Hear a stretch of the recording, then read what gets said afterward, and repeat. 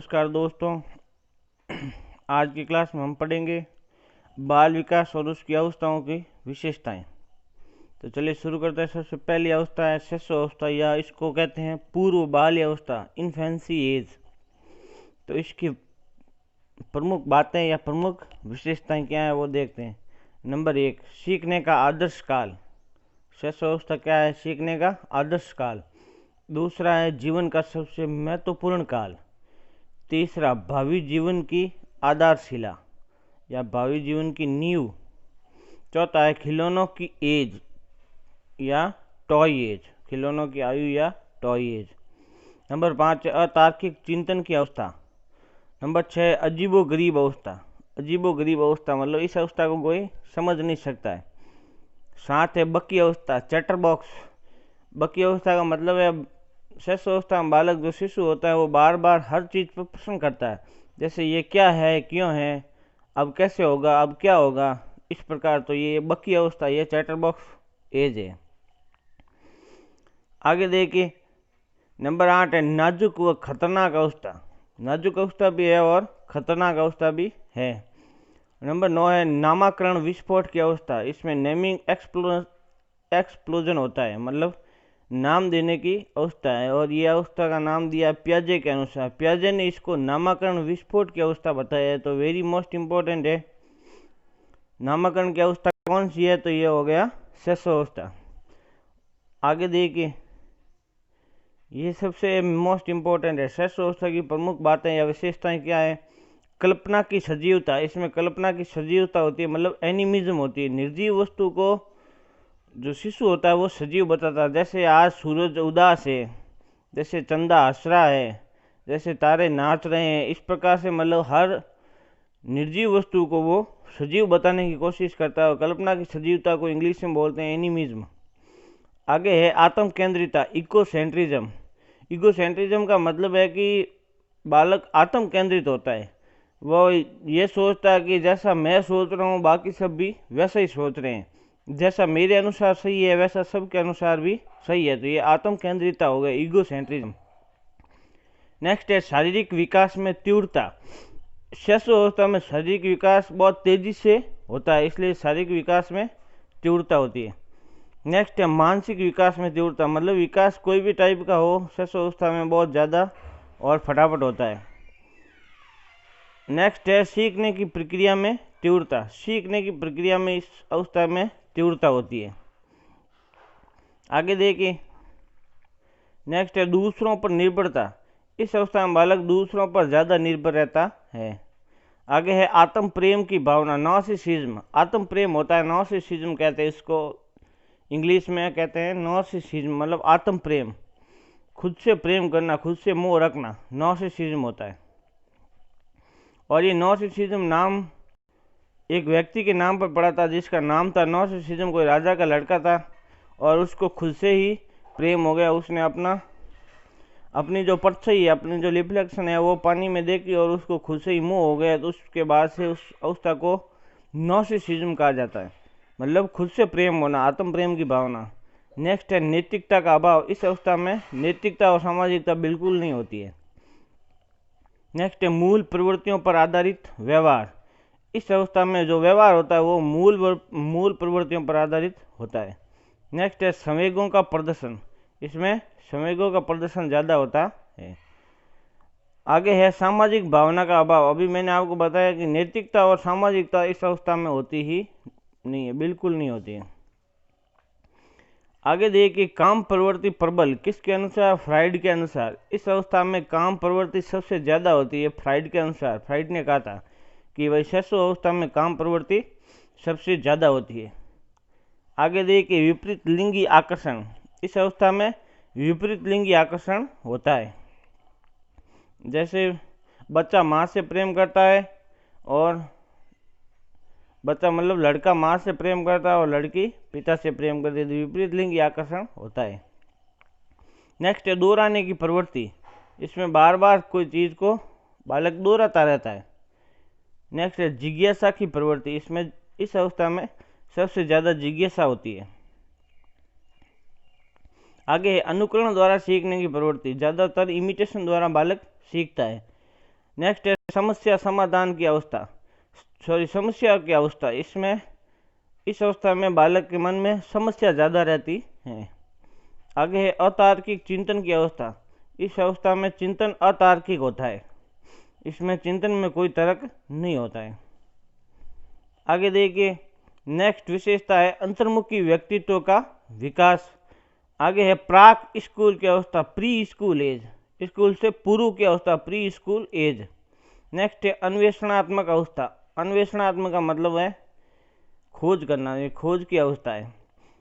आगे है पहले अकेले व बाद में साथ में खेलने की प्रवृत्ति, पहले तो अकेले खेलता रहता है और बाद में थोड़ा सा बड़ा होने के बाद साथ में खेलने की प्रवृत्ति रहती है। आगे है काल्पनिक जगत में विचरण, जैसे परियों की कहानियाँ और पिता को घोड़ा समझना आदि। तो इस प्रकार से इस अवस्था में बालक में काल्पनिक जगत में ज़्यादा विचरण होता है। आगे देखिए शैशव अवस्था में शिक्षा का स्वरूप कैसा होना चाहिए। तो देखिए वैलेंटाइन के अनुसार, वैलेंटाइन ने शैशव अवस्था को सीखने का आदर्श काल माना है। तो सीखने का आदर्श काल, शैशव अवस्था को सीखने का आदर्श काल किसने कहा, तो वैलेंटाइन ने कहा। तो इसमें उचित वातावरण होना चाहिए, उचित व्यवहार के द्वारा शिक्षा दी जानी चाहिए और जिज्ञासा की संतुष्टि होनी चाहिए। जो भी बालक जिज्ञासा करता है, जो भी प्रश्न पूछता है, उसका जवाब आप। आगे देखिए दोस्तों ये बाल्यावस्था की विशेषताएं। तो इसमें दो परिभाषाएं भी मैंने ली है जो वेरी मोस्ट इंपॉर्टेंट है और कई बार एग्जाम में पूछी गई है।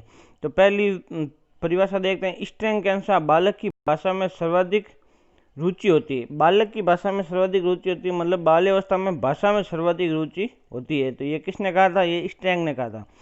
दूसरी परिभाषा है क्रो एंड क्रो की। तो उन्होंने कहा था 20वीं शताब्दी बालक की शताब्दी है।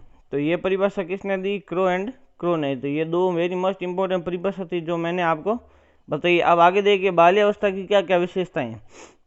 पहली है शारीरिक और मानसिक विकास में स्थिरता। दूसरी है मानसिक योग्यताओं का विकास, मानसिक योग्यताओं का सबसे ज़्यादा विकास होता है। तीसरी है जिज्ञासा की प्रबलता, जिज्ञासा शैशवावस्था में भी थी लेकिन इसमें जिज्ञासा की प्रबलता होती है। आगे देखिए नेक्स्ट है वास्तविक जगत से संबंध, उसमें था काल्पनिक जगत से संबंध, इसमें हो गया वास्तविक जगत से संबंध। आगे है रचनात्मक कार्यों में आनंद अथवा विधायकता की अवस्था, रचनात्मक कार्यों में ज़्यादा आनंद होता है और विधायकता की अवस्था होती है। नेक्स्ट है सामाजिक गुणों का विकास, धीरे धीरे इस अवस्था में बाल्यावस्था में सामाजिक गुणों का विकास होने लगता है और नैतिक गुणों का भी विकास होने लगता है और शैशवावस्था में ये दोनों ही बातें नहीं थी। आगे है उत्तरदायित्व की भावनाएं, इस अवस्था में उत्तरदायित्व की भावना आ जाती है। आगे देखिए नेक्स्ट है बहिर्मुखी व्यक्तित्व का विकास, शैशवावस्था में था अंतर्मुखी व्यक्तित्व, इसमें हो जाएगा बहिर्मुखी व्यक्तित्व का विकास। नेक्स्ट है सामाजिक सूझ का विकास, सामाजिक सूझ का विकास होने लगता है। आगे है संवेगों का प्रदर्शन और दमन, प्रदर्शन भी होता है संवेगों का और दमन भी होता है। नेक्स्ट है संग्रह करने की प्रवृत्ति, कोई भी चीज़ हो अपनी मान के उसको ज़्यादा संग्रह करता है। और सबसे मोस्ट इम्पोर्टेंट विशेषता है शर्म और गर्व की भावना, तो ये होती है बाल्यावस्था में, शर्म और गर्व की भावना तो ये बाल्यावस्था में होती है और वेरी मोस्ट इम्पोर्टेंट और कई बार एग्जाम में पूछा गया है। आगे देखिए अगली विशेषता है निरुद्देश्य भ्रमण की प्रवृत्ति, इस अवस्था में बालक निरुद्देश्य भ्रमण करता है। नेक्स्ट है स्थायी भावों का विकास, जो भी भाव होते हैं वो स्थायी हो जाते हैं। आगे है काम प्रवृत्ति की न्यूनता, इस अवस्था में काम प्रवृत्ति बिल्कुल न्यून होती है और ऐसा कहना है सिगमंड फ्राइड का। नेक्स्ट है भावना ग्रंथियों का बनना, जो भी भावनाएं उड़ती है उन ग्रंथियों का बनना इस अवस्था से प्रारंभ हो जाता है। नेक्स्ट है सामूहिक प्रवृत्ति की प्रबलता, इस अवस्था में सामूहिक प्रवृत्ति की प्रबलता रहती है। आगे देखिए संवेगात्मक स्थिरता और नियंत्रण, संवेगों का स्थिर हो जाना और उन पर नियंत्रण करने की प्रवृत्ति शुरू हो जाती है। भ्रमण व साहसिक कार्यों में रुचि, भ्रमण में ज़्यादा रुचि लेते हैं और साहसिक कार्यों में बालक ज़्यादा रुचि लेने लगता है। नेक्स्ट है सामूहिक खेल में रुचि, सामूहिक खेलों में ज़्यादा रुचि लेने लगता है। आगे है सुझाव ग्रहण करना, इस अवस्था में बालक सुझाव ग्रहण करने लग जाता है। नेक्स्ट है संकल्पना का निर्माण, इस अवस्था में संकल्पना का निर्माण भी धीरे धीरे होने लगता है। आगे देखिए आत्मनिर्भरता की भावना, इस अवस्था में आत्मनिर्भरता की भावना आ जाती है। नेक्स्ट है समलिंगी समूह की भावना, विपरीत लिंगी छोड़कर इसमें समलिंगी समूह की भावना आती है। बालक बालक के साथ खेलने में रुचि लेगा और लड़की लड़की के साथ खेलने में रुचि लेगी। नेक्स्ट है यथार्थवादी दृष्टिकोण, इस अवस्था में यथार्थवादी मतलब वास्तविक दृष्टिकोण उत्पन्न हो जाता है। अगली परिभाषा है भाषा का विकास, इस अवस्था में भाषा का विकास भी धीरे धीरे होने लगता है। नेक्स्ट है सामाजिकता का विकास, रचनात्मक कल्पना तेजी से बढ़ती है। सृजनात्मक क्रियाओं की ओर अधिक झुकाव होने लगता है। आगे देखिए, अपनी ही उम्र के साथियों के समूह द्वारा स्वीकृति पाने के लिए लालायित रहना, अपनी ही उम्र के साथियों द्वारा साथ में खेलना और उनकी स्वीकृति पाने के लिए लालायित रहना। नेक्स्ट है माता पिता द्वारा बाल्यावस्था को एक उत्पत्ति और उद्यमी अवस्था कहा गया है। तो वेरी मोस्ट इंपॉर्टेंट परिभाषा है ये, माता पिता द्वारा बाल्यावस्था को एक उत्पत्ति और उद्यमी अवस्था कहा गया है।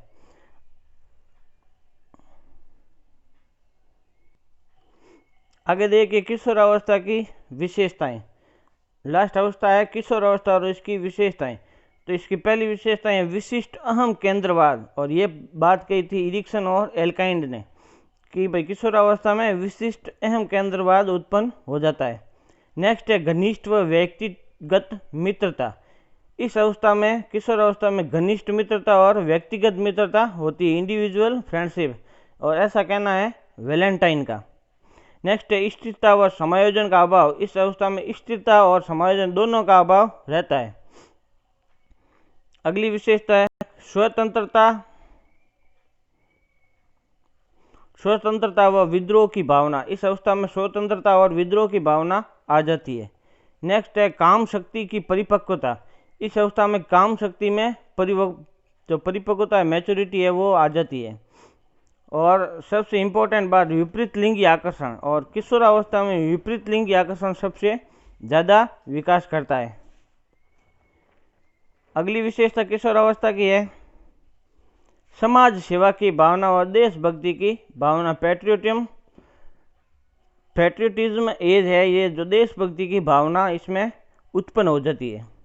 नेक्स्ट है ईश्वर और धर्म में विश्वास और अविश्वास, कोई किशोर है जो ईश्वर को ज़्यादा मानते हैं और कोई किशोर है जो ईश्वर को बिल्कुल नहीं मानते हैं और धर्म को भी बिल्कुल नहीं मानते। तो ईश्वर और धर्म में विश्वास भी होता है और अविश्वास भी होता है।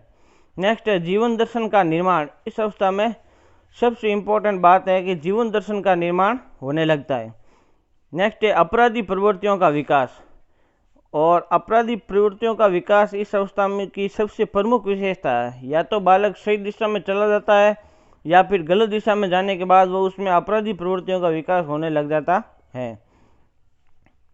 नेक्स्ट देखिए व्यवसाय चुनाव की चिंता, व्यवसाय चुनाव की चिंता का मतलब है बालक किस काम की ओर अग्रसर होगा, उसके लिए वो ज़्यादा कन्फ्यूजन रहता है। नेक्स्ट है व्यवहार की सामाजिक स्वीकृति की चाह, व्यवहार की सामाजिक जो स्वीकृति होती है उसकी चाह होने लगती है कि भाई मैं जैसा करूं वैसा समाज मान ले, ऐसा करते हैं किशोर। नेक्स्ट है स्थिति व महत्व की अभिलाषा, अपनी स्थिति और अपना महत्व दिखाने की अभिलाषा रहती है। नेक्स्ट है कल्पना का बाहुल्य, इस अवस्था में बालक दिवा स्वप्न में रहते हैं, मतलब कल्पना का बाहुल्य मतलब कल्पना ज़्यादा होती है। देखिए नेक्स्ट दिवा स्वप्न की प्रवृत्ति, दिन में भी सपने देखना, ऐसी प्रवृत्ति किशोर अवस्था में होती है। नेक्स्ट है प्लायन एस्केपिंग, इस अवस्था में प्लायन ज़्यादा होता है। और अगली विशेषता है समायोजन का अभाव, इस अवस्था में समायोजन का भी अभाव होता है, जैसे अवस्था में होता था उसी प्रकार। आगे देखिए सामाजिक स्वीकृति की भावना, इस अवस्था में सामाजिक स्वीकृति की भावना आ जाती है। नेक्स्ट है स्वतंत्र सोच का विकास, इसमें सोच जो होती है वह स्वतंत्र होने लगती है। नेक्स्ट है आत्म समान की भावना। आगे है आत्म चेतना और समूह को महत्व देना, ये भी दोनों मोस्ट इम्पोर्टेंट है। आगे देखिए विचारों तथा संवेगों में परिपक्वता आ जाती है, इसमें मैच्योरिटी आने लगती है। अपनों से बिछुड़ने का गम रहता है, संवेगात्मक परिवर्तन तीव्र गति से होने लगते हैं। नेक्स्ट है समलिंगी तथा विषमलिंगी समूह की भावना, इसमें दोनों ही भावना आ जाती है, समलिंगी और विषमलिंगी।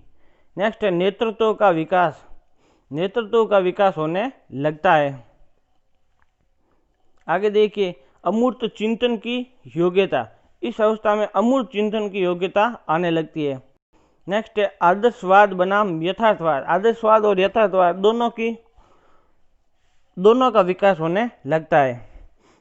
व्यवहार में भिन्नता, अलग अलग व्यवहार अलग अलग किशोर दर्शाएंगे। नेक्स्ट है और सबसे वेरी मोस्ट इंपॉर्टेंट है वीर पूजा की प्रवृत्ति, हीरो वर्शिप, किसी को भी अपना आदर्श मानकर उसकी तरह व्यवहार करने लग जाते हैं, तो ये हीरो वर्शिप है। आत्मनिर्भर बनने की इच्छा, इस अवस्था में आत्मनिर्भर बनना चाहता है किशोर, ताकि वो किसी और पर निर्भर ना रहे। नेक्स्ट है चहुमुखी विकास, इस अवस्था में चहुमुखी विकास होता है, जैसे शारीरिक, मानसिक, सामाजिक और नैतिक विकास, सब तरह का विकास इस अवस्था में होने लगता है। आगे देखिए और वेरी मोस्ट इंपॉर्टेंट है अगला, बुद्धि का अधिकतम विकास, अर्थात तर्क वितर्क करना, कल्पना करना, निरीक्षण करना, समस्या समाधान आदि। तो बुद्धि का सबसे अधिक विकास कौन सी अवस्था में होता है? तो होता है किशोरावस्था में। इसमें तर्क वितर्क और समस्या समाधान, निरीक्षण, कल्पना सब शामिल है। आगे देखिए मानसिक अंतर्द्वंद, पीढ़ियों में अंतर के कारण विचारों में होने से मानसिक अंतर्द्वंद उत्पन्न होता है, मानसिक अंतर्द्वंद की अवस्था है। तो इस प्रकार दोस्तों मैंने आपको तीनों अवस्थाओं की विशेषताएं और वेरी मोस्ट इम्पोर्टेंट जो विशेषताएं थी वो आपको बताइए। वीडियो अच्छा लगे तो वीडियो को ज़रूर लाइक करें, और अगर आप नए हैं और चैनल को सब्सक्राइब नहीं किया है तो एक बार ज़रूर सब्सक्राइब करें, और वीडियो अपने दोस्तों में ज़रूर शेयर करें। वीडियो की PDF आपको डिस्क्रिप्शन में मिल जाएगी। धन्यवाद।